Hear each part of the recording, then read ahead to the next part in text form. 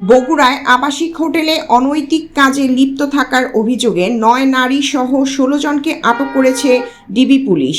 সাদিকুল ইসলাম সাদিক, বগুড়া শেরপুর থেকে।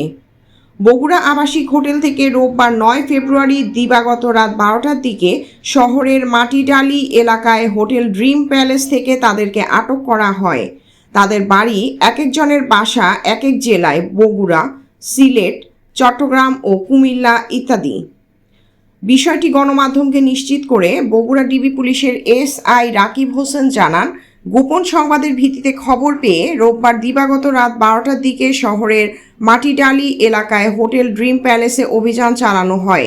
এ সময় অনৈতিক কাজে লিপ্ত থাকার অভিযোগে ১৬ জনকে আটক করা হয়।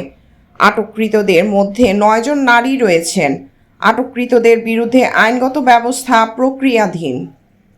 প্রিয়াঙ্কা মল্লিক, আলোকিত টিভি নিউজ ডেস্ক, ঢাকা।